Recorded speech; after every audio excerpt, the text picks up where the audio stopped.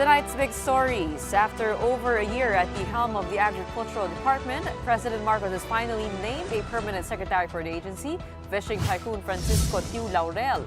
We'll take a deeper dive into his profile with a former Undersecretary of the agency, Fermin Adriano.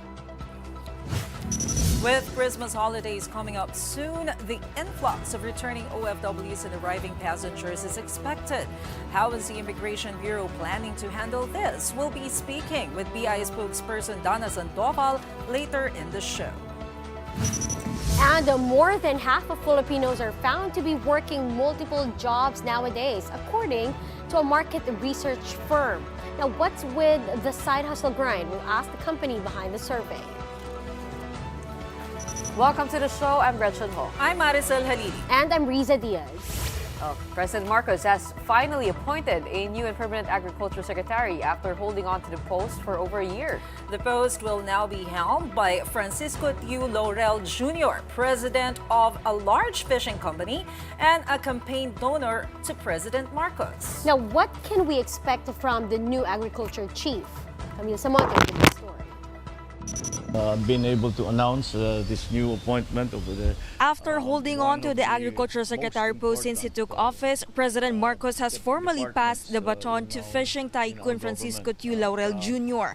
The oath-taking ceremony for the newly appointed Secretary Laurel was held earlier today in Malacanang. In that same event, Marcos explained why it took him a while to name a permanent DA chief. He says that there are simply some things that only a president can do for the agency. The problems were so important and were so deep that I felt that the authority, I suppose moral suasion of a president was necessary for us to be able to figure out, and it really was. But now, Marcos says the agency is ready to have its permanent secretary because they have already identified the problems that need to be addressed. Malakas ang loob ko na may appoint siya kasi kilala ko pagkatao niya. Alam ko napakasipag nito, unang-una.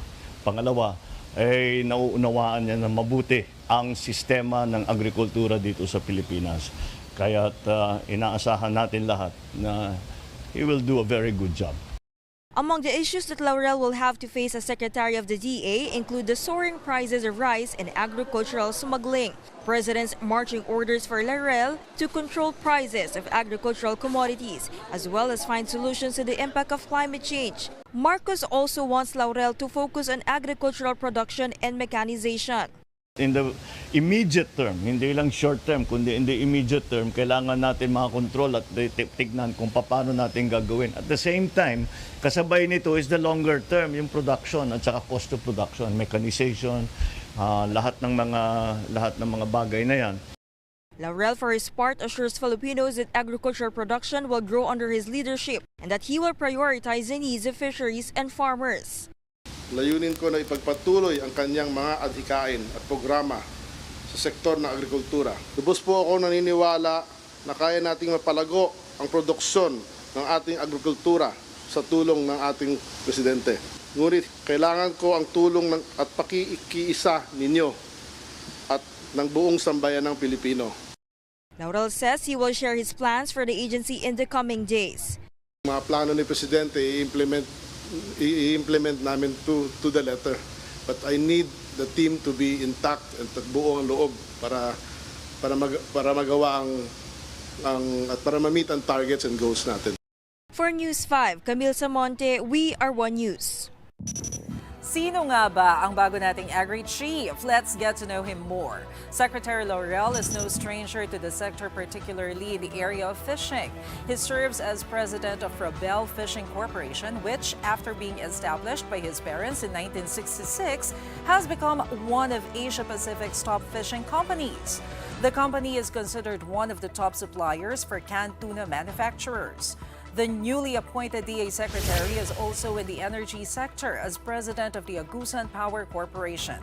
Back in July, the company inaugurated its 24.9 megawatt hydropower plant in Agusan del Norte, in which President Marcos himself was present.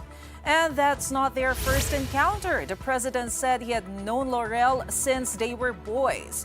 The new Agri chief was also a top donor in Marcos Jr.'s presidential campaign last year. Laurel also served as part of the president's private sector advisory council. Laurel, who has a computer science degree from the University of Santo Tomas, also holds several positions in other companies.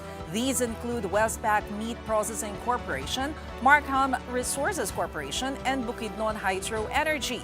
Malacanang said he has already divested his interest from these companies. Of course, as we know, holding positions outside of government can be perceived as conflict of interest, especially for members of the cabinet. Now let's take a look at what stakeholders in the industry are saying with this new appointment. Over in the DA, Undersecretary Leo Sebastian welcomed Laurel's appointment, saying they are ready to work with him in pursuing lasting solutions in agriculture. The Sugar Regulatory Administration also expressed support for the DA's programs under Laurel. They also look forward to a stronger partnership with the agency. The United Sugar Producers Federation, or UNIFED, is likewise eager to work with the new DA chief. UNIFED President Manuel Lamata said they are looking forward to discussions on how the DA can extend its assistance to the industry. Now, former Agriculture Secretary Leonardo Montemayor of the Federation of Free Farmers also welcomed Laurel's appointment. Napakarami kasi yung problema, mga hamon, challenges, as well as opportunities in the sector. It really requires the full-time attention of a full-time secretary. Kailangan tignan agad ni Secretary Laurel yung food supply situation natin. Not just now, but in the immediate future, maybe for the next 6 months also. Ang grupong Sinag, positibo din ang pagtanggap dito kay Secretary Laurel, pero may hiling sila. Marami po sa aming miyembro sa Sinag ay actually kababata pa si Secretary at very positive ang kanilang sinasabi sa atin tungkol sa bagong kalihim. At inaasahan po namin na tumalima po siya dun sa mga naging direktiba at policy ng ating presidente na suportahan ng local production, palakasin ng ating sektor sa agrikultura at yung importasyon ay dapat last priority lamang. Kabaliktaran naman ang sentiment ng Fishers Group Pamalakaya. Let's listen why. Yung Prevel po ay isa sa pinakamalaking kumpanya ng commercial fishing vessel sa ating bansa. Kung matatandaan natin, the first place, mga 1980s, ay sila yung nalasa, ng walang umpay na pag-ubos ng yaman ng pangisdaan ng ating bansa. In particular, dito sa Manila Bay, yung irreversible na impact pa ng recognition, involved na rin ang pamilyang Laurel, in particular dito sa Bacoor City. Let's talk more about the qualifications of our newly appointed Agriculture Secretary with Foundation for Economic Freedom Fellow and former DA Undersecretary Fermin Adriano. Good evening. Welcome to The Big Story. Good evening to you. Okay, Mr. Fermin, finally, after over a year, we finally have a DA Secretary. Your reactions to this appointment? I think the appointment is very much welcome because we need a 24/7 secretary. I think one of the major problems of the country is food inflation. And you will see that it is a main concern of a lot of people right now. In fact, in the survey of Pulse Asia and SWS, they've shown that managing food inflation or high prices of food is critical for them. About nearly 67% of them are saying that this is so important as far as we're concerned. And perhaps this is even the reason why the popularity of the current administration is going down, because high prices have not been properly managed. High food prices, I mean. Sir, you mentioned about inflation and other issues in the agricultural sector. Let's talk about the timing of his appointment. Kasi I remember a few months ago, we talked to President Bongbong Marcos. He mentioned na hindi niya bibitawan yung agriculture position as secretary. until malagay niya na yung system in place. So do you think system is already in There has place? been rumors about the appointment as early as last month, October last month. And the problem really is that definitely the big advantage of the newly appointed secretary is that he has the ears of the president. That's very important because this sector is so controversial that you have to make sure that the appointing powers have full trust on your authority. The downside, however, is that the newly appointed secretary, I don't know about his knowledge on land-based agriculture. He's definitely a specialist on fishery-related activities, but I don't know whether he's well aware of the requirements of land-based agriculture, particularly now rice, because this will be the major issue that will that will slap on his face. Because as you notice, rice prices are increasing despite the fact that last month was the peak harvest season. Unfortunately, we are at the tail end of the harvest season. Probably about only 20% or something, 30% will be harvested this November, and yet prices are still high. Traditionally, prices go down during the harvest season to about 15 to 17 pesos per kilo. Now you're seeing that prices, palay prices, farm gate, it's about 23 upwards. And that's the reason why your rice retail price is 50 pesos upwards.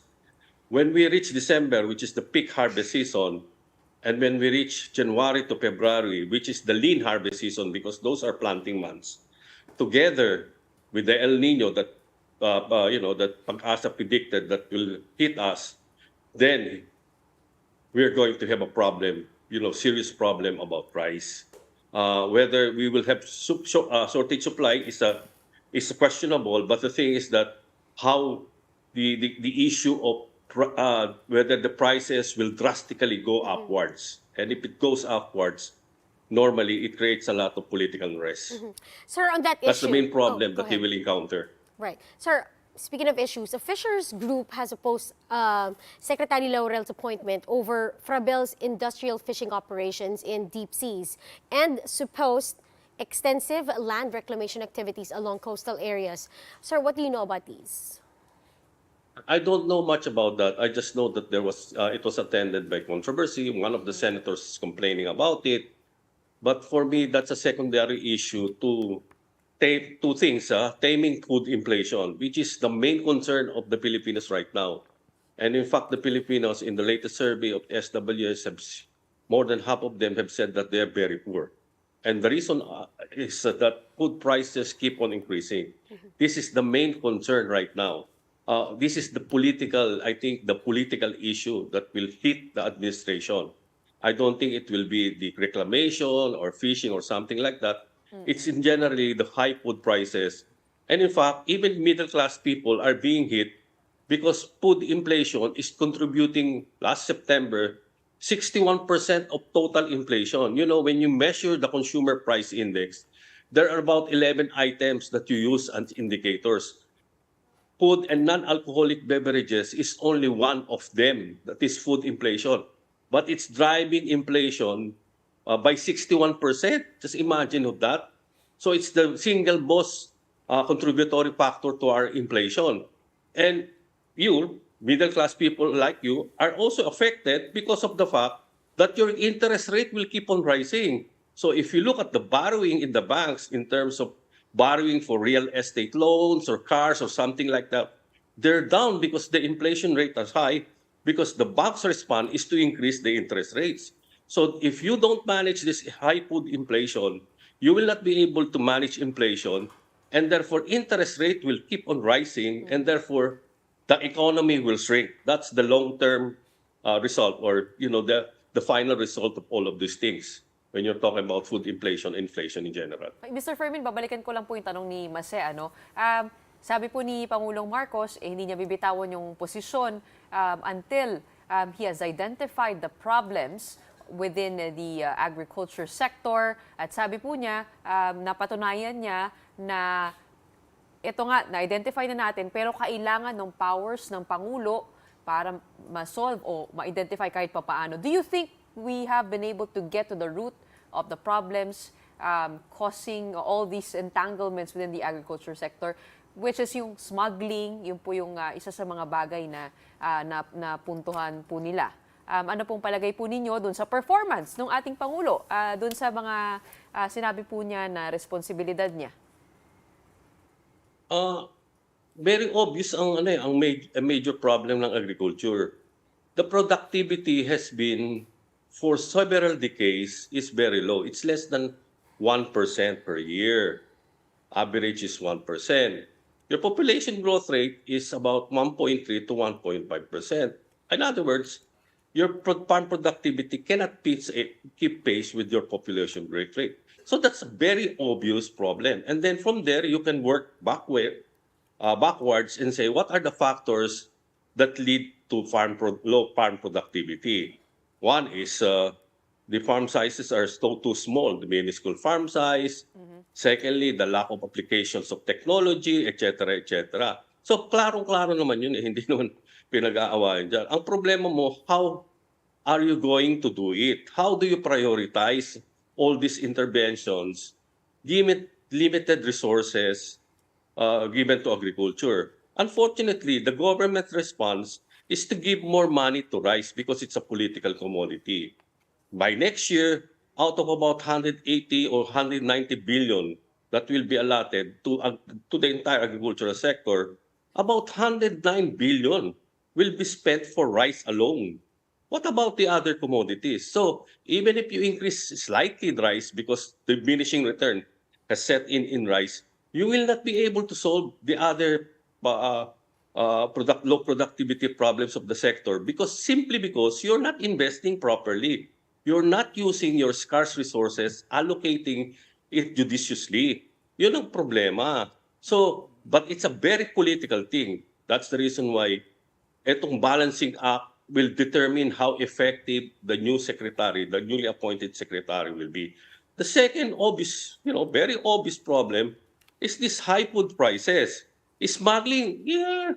Actually, I have some problems with that because if you smuggle more goods, that will will reduce prices, di ba? Kasi supply will come in because supposedly the smuggled items are cheaper than local items. So it practically helps tame inflation, food inflation, kung maraming ang smuggling, if that is so, di ba? But the problem is that food prices keep on rising. That means, sabi nga, it's a simple supply and demand. If the supply is short, and the demand is high, prices will keep on rising. So, hoarding po, even if din po. though there are smuggling, I don't think the amount or volume will be enough to bring down prices as we are seeing right now. Of course, they will say it's because of the cartel, etc., because they are controlling prices. But it's all over the country. It's not just in Metro Manila. It's everywhere. That means the symptom is really the lack of supply. So sir, yung sinasabi mo na political commodity, of course, ang rice. Mali yung investment. So if not rice, saan sila pwedeng mag-invest? And number two, parang highly politicized nga itong Department of Agriculture if that's the case. So what can you say about the fact that he is also, Secretary Laurel is also one of the political donors, major donors nga during the campaign of President Marcos? I think that will determine how effective he will be in terms of if your objective is to increase farm productivity and tame inflation, then that political balancing act will have to be done properly. And eventually, if you're able to increase farm productivity and inflation, you will see that statistics on poverty will go down. That's the ultimate measure of success in economics. Ang problem talaga is, it's very simple eh. If you're a businessman, you invest in activities where you have a comparative advantage, di ba? Yan yung sinasabi ng mga experts worldwide. If you want the economy to grow faster, you invest in those things where you have a comparative advantage.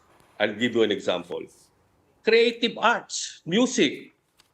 We're now hitting P-pop is hitting the international market. We obviously have a comparative advantage because a lot of our musicians internationally in the cruise shipping business are actually Filipinos. But the government is not investing in that, di ba? But if we were able to invest in that, those guys with creative talents would have generated so much foreign exchange revenues. Going back to agriculture, okay, we have a comparative advantage in coconut, but we're not putting money in coconut. You know how much the budget of the Philippine Coconut Authority? 1.4 billion, okay? We have high value crops, 13 commodities, coffee, cacao, etc. You know how much the budget there? 1.6 billion a year compared to rice na 109 billion. So in other words, you're not investing properly. You know, para bang, oh, what, banana, did it grow because of government support? It did not. It grew because of private sector development efforts. But those are the commodities where we can really excel. And that's what Vietnamese, Thailand, China are doing. They go to certain commodities where they can excel and then export them because there's practically a limitless market in the export market. And if you are able to sell there, therefore you will increase the income of our farmers. Unfortunately, the thinking right now is just, we have to be self-sufficient. We just have to cater to our needs, etc., and then stop this importation, etc. Why don't we think about competing and becoming efficient and competitive and selling more products as Vietnam, Thailand, and now Indonesia are doing? But those products, we need to have comparative advantage. Pineapple, cacao, coffee, even pili. You know pili now? It has been smuggled out of Thailand. They are now producing pili. We are the only ones producing pili in the world. Yes, sir. So But now, clearly, other countries have gotten the variety. pwede So, tayo ano ginagawa mag-invest natin dyan? Yeah. sa ibang sector or sa ibang products. Yes, sir, that's very clear. Thank you for joining us, former DA Okay. Undersecretary Fermin Yeah. Adriano. Thank you, Good sir. suggestions Thank you. right there. Oo, tama naman. Ang dami tayong pinagmamalaki. Pero yun nga lang, no?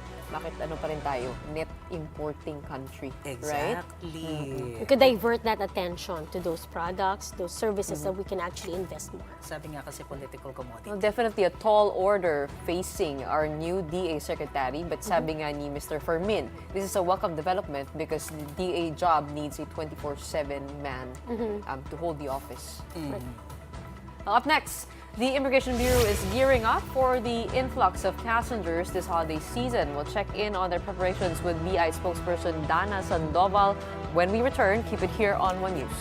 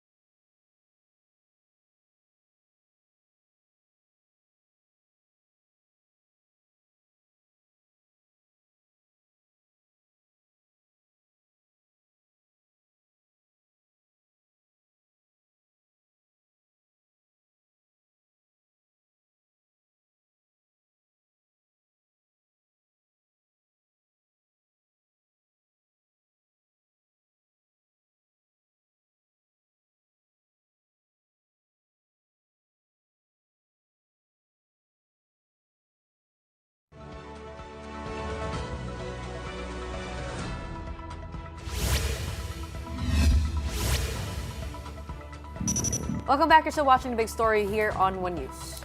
Now, with the Christmas holidays coming up soon, the influx of returning OFWs and arriving passengers is expected. Now, how is the Immigration Bureau planning to handle this surge in travelers? Let's find out from Immigration spokesperson Dana Sandoval.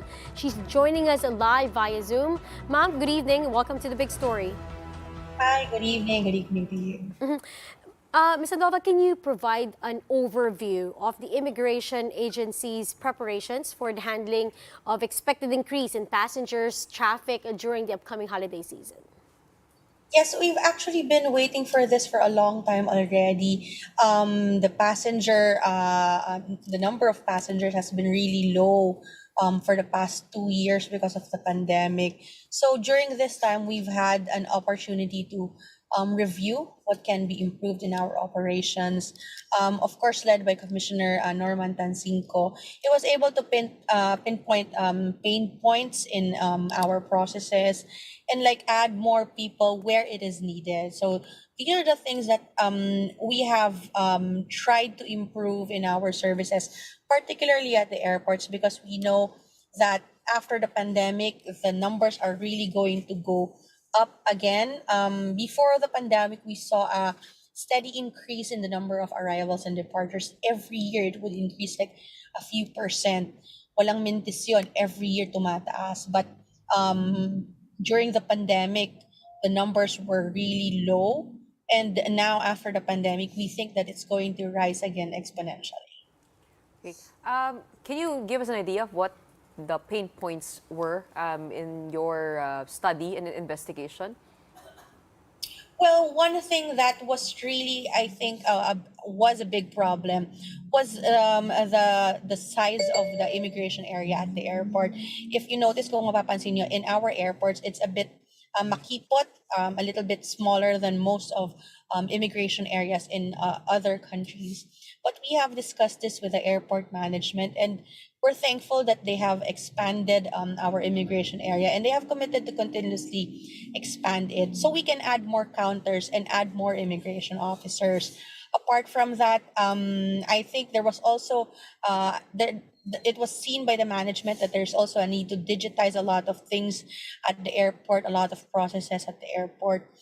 In the immigration area, we have initiated the e-gates. Prior to the pandemic, we've started it already, but it wasn't expanded.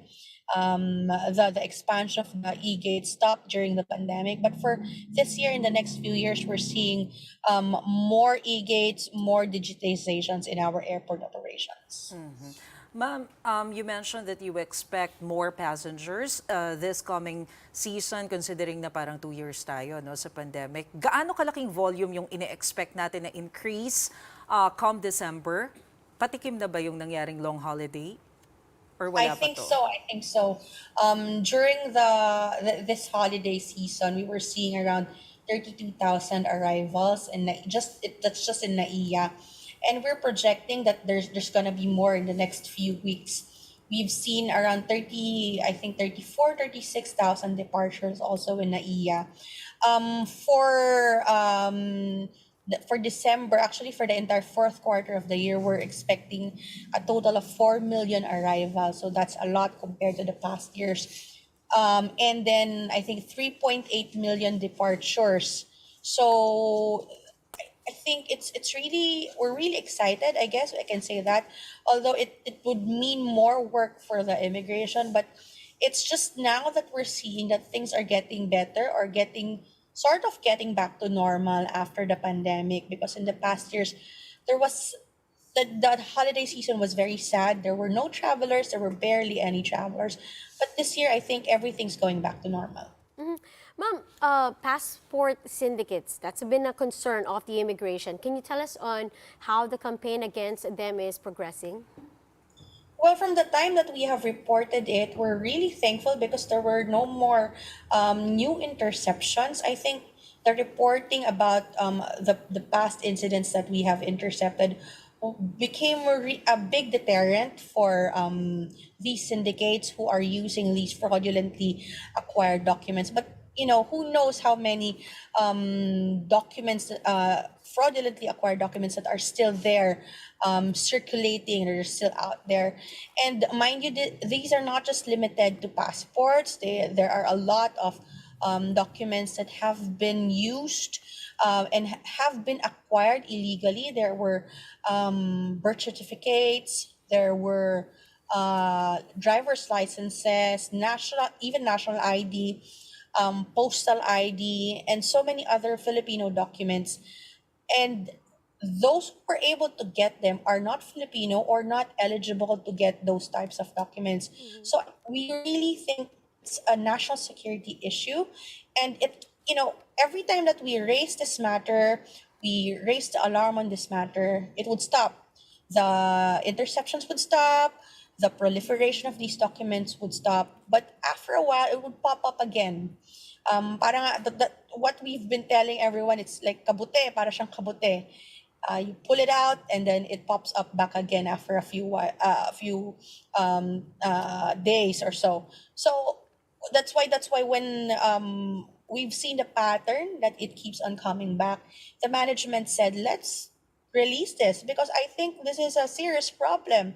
And I think this is a national security problem. So there has to be more investigation on how these foreign nationals, how these illegal aliens are able to acquire a myriad of government documents despite not being eligible to receive those documents. Speaking of investigation, one thing that is controversial for the BI is its inspection practices. How have they evolved, specifically at the immigration counters? Hindi na po ba kami hihinga ng yearbook?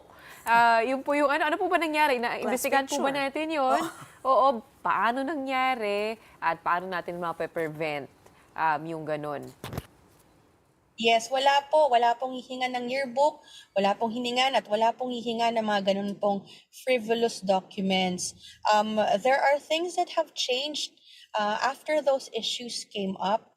The medium-term plan of the Bureau is really replace 50% of our operations with electronic gates. So by 2026, 50% of our manual counters will become electronic. So as to prevent the possibility of corruption to serve as a big deterrent, mababawasan yung person-to-person contact of the people, and of course, it would aid in making things more efficient to the traveling public because instead of the usual 45 seconds per person, they would make that as the lowest is 8 seconds per person. So apart from that, we have also procured body cameras for our secondary inspectors para maiwasan yung mga ganong incidents, whether it be true or it be a story. We would know immediately because the body cameras that are being procured by the management have live streaming features so that our offices can review immediately what is happening, or if there are any reports, makikita agad-agad ng management what is happening on the ground. All right, maraming salamat. Thank you for sharing with us your time. And that is Immigration Spokesperson Ms. Dana Sandoval. And good developments there. Good Christmas gift for travelers this season. Yes, pero nakaka-worry yung sinasabi kanina ni Ms. Dana ng mga authenticated passports na na-acquire ng foreign nationals. Kasi parang until now pala isipan, paano kayo nagkaroon ng authenticated passports? Diba? Tapos nakakadaan sila, tapos meron ding mga legal na birth certificate. Paano nila nakuha yun? Yun ang katanungan. Diba? Ang daming mga questions. Up next, side hustles are increasingly becoming a common term among young Filipinos. But what exactly are the best ones to undertake? We'll find out as we speak to Jason Gaguan, Chairman and CEO of Agile Data Solutions after the break. Stay with us.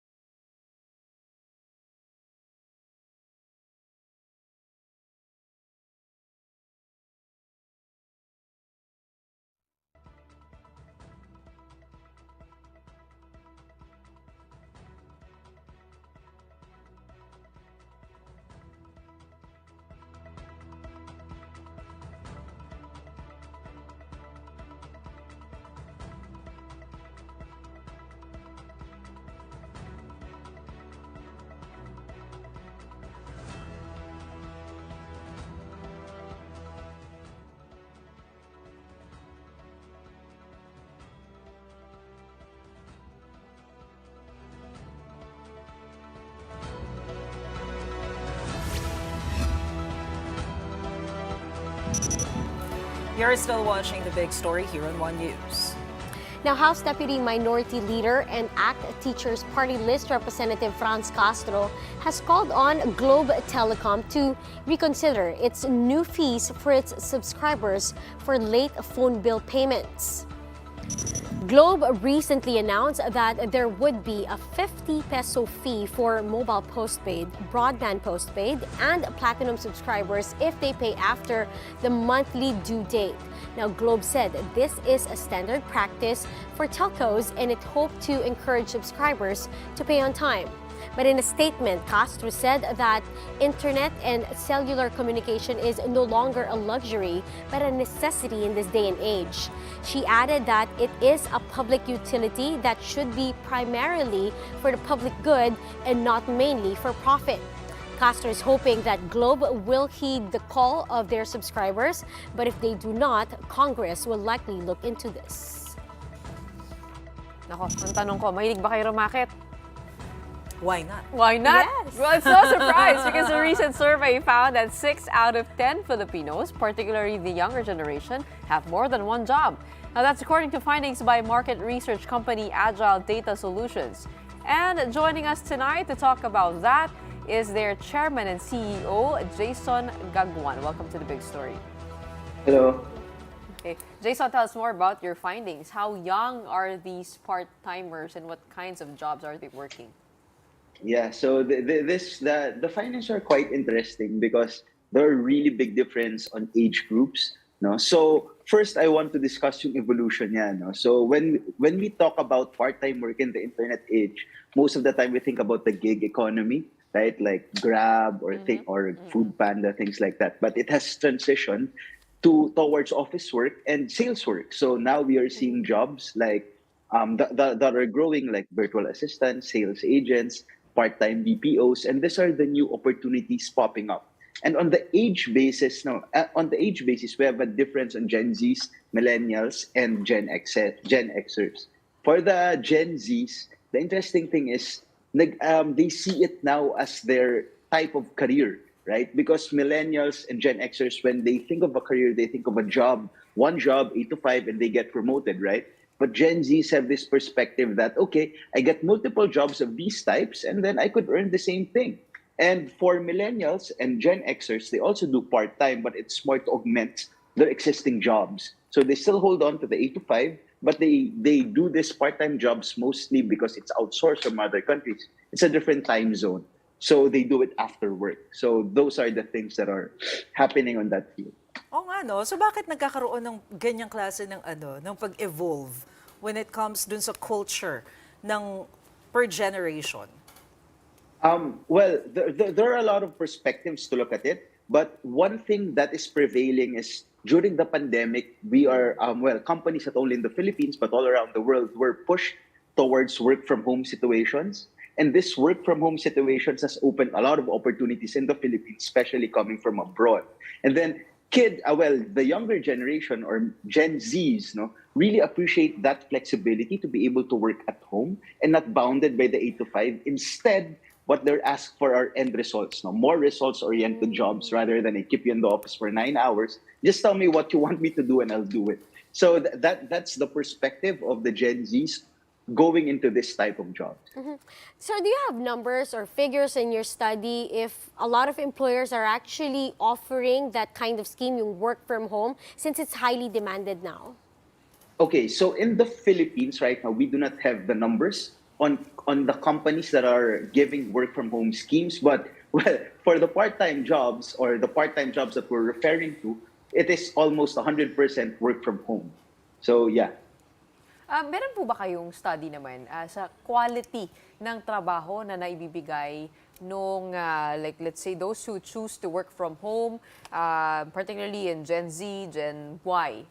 Do you have any qualifications or results on that? Okay, so on the quality, we split it on the earnings that they take, and then the overall satisfaction. Mm-hmm. So when we look at the Gen Zs, on the earning capability, they see that it is enough for them, and then it is a work that could pull them through, or they think it as a better alternative than an 8 to 5.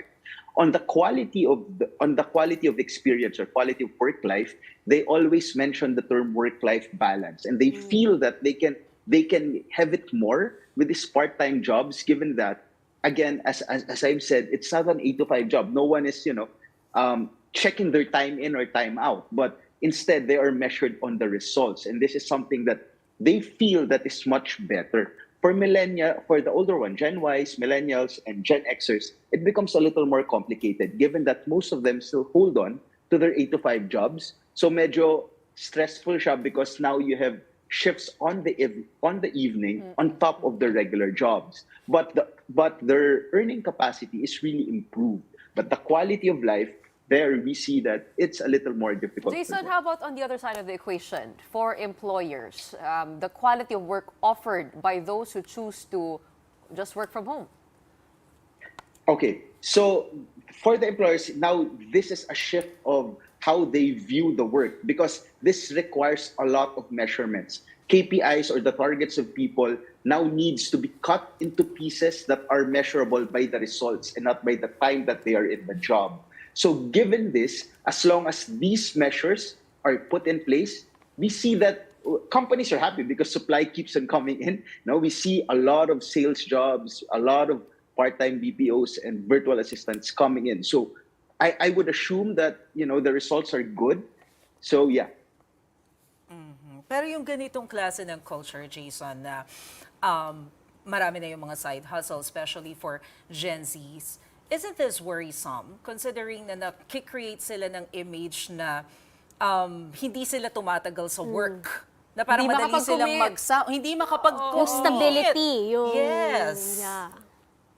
Okay, so I think that's a very different perspective on how they look at it. Because Gen Zs look at work as something that is just part of their lives, right? So as long as they get the money that they think they need, and then they could spend the money for their needs, then I think that is the stability that they see. And it also helps that the supply of these jobs, ang dami niya, it's a lot. You can go to the internet and it's there. So if ever they choose to move again, there's always another job waiting for them. If we're looking at career progression, then now this becomes a little more tricky, because these jobs are process-oriented. Mostly at some level, it could be called clerical. So the ability to go up or to be promoted is quite complicated, or somehow even impossible. So now, papasok na yung bago, it's upskilling. So this is a new thing that these Gen Zs need to do. So if you would notice, they always do this LinkedIn Learnings, YouTube Learnings, where they try to learn new skills. And then this is their type naman of promotion, getting higher paying jobs because it's more skilled, which they learned also through the internet. So did your survey pick up on perhaps how much on average a person earns from these side hustles here in the Philippines? Mas malaki ba talaga yung kinikita nila kumpara dun sa mga sinasahod ng pumapasok sa opisina? On the average, one side hustle or one part-time job gives 10,000 pesos to 15,000 pesos per person. So if you have two of it, you have 30,000. If you have three, it's more. But these amounts vary also dependent on the job. No? So virtual assistants, that's on the average. No? And then you go a little lower siguro, then selling in the internet, affiliate selling, where you could post links of other people selling stuff, then that's a little smaller, but it also needs less time from you. So, but yeah, on if they're earning more, well, we look at the millennials and then the Gen Xers, because these are the people that have existing jobs already, but they look at it as an augmentation. For Gen Zs, they see that compared to what they're looking at, it is probably above. So ano yung pinaka-okay na racket sa lahat? I think it depends sa tao kung saan sila mas comfortable. That's the beauty of this open market of part-time jobs, is that you have a choice not to stick to one if you don't like it, and you can just move to another, or you could learn a new skill and then find another job quite quickly. So, and also with a better pay, or dependent on the pay that you want. So this is also quite interesting to watch the companies on how they quickly adapt to be able to get the talents that they need. So yeah, I really don't know what to say on what's the best racket, but the thing is, find what's best for you. Are most of these jobs technology related? So it is technology enabled. Most of it are technology enabled, meaning you need the internet, you need the laptop, or you need the phone to do it. But if you're talking about technology skills, like should I be a programmer, should I know anything about networking or full stack or something like that? No, not really, not a lot. No? Most of the jobs are process-oriented jobs where at least you know the Google Suite, you know the different Google Suites, you know how to use Microsoft Word, things like this, and you know how to follow a certain process. And, well, you could get it. Pero ma-share ko lang kasi meron ako mga interns sa production house ko. Yung mga bagong graduates, hindi na sila nagmamadali to join a big corporation. Ang hinahanap na nila, yun nga yung parang mga startup companies, so sila mag-intern doon. To get experience. Tapos nakwento rin sa akin, Jason, ng aking mga kakilala sa FMCG, nahihirapan na sila mag-hire ng talent kasi marami na silang kalaban. Like for example, Lazada and Shopee, are already able to give competitive salaries. I mean, do you have any insight to that as well? How yung employment opportunities or recruitment has changed? Yes, so FMCGs were the top employers, no, for the generations before because they pay the most. But if we're looking at salary range right now, as you have said, there are a lot of startups, international companies coming in, especially. You can also work, because of the internet, the workplace is not anymore limited geographically. So there's a challenge there. If you're looking at FMCGs, then kasi Gen Zs are looking beyond the pay. They're also looking at their work-life balance. They're also looking at their passion. So this becomes more challenging.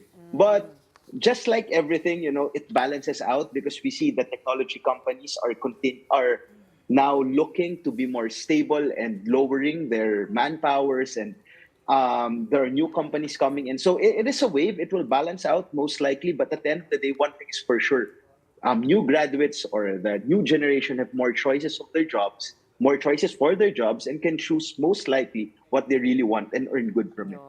Sabi nga naman din nila na yung mga new graduates gusto dito sa mga startups kasi napaka-savvy, di ba? Parang sexy ang sexy nung idea. Pero may iba bumabreak sa mga corporations kasi may stability, may benefits, may really depends tenure. on the person.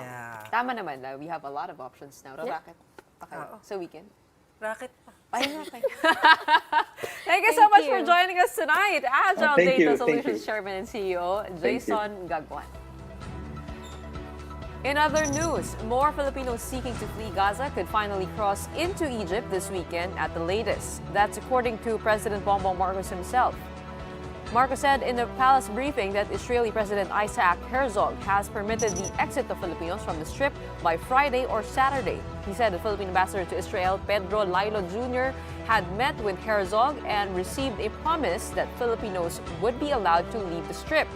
The president said the Philippine embassy in Cairo is ready to receive Filipinos who will be leaving Gaza, and this includes as well citizens and nationals of ASEAN member countries because the Philippines has offered such help to them. Based on DFA data, there are still 115 Filipinos waiting for their papers to be processed at the Rafah crossing. Marcos, however, cited certain complications in the repatriation of Filipinos living in Gaza.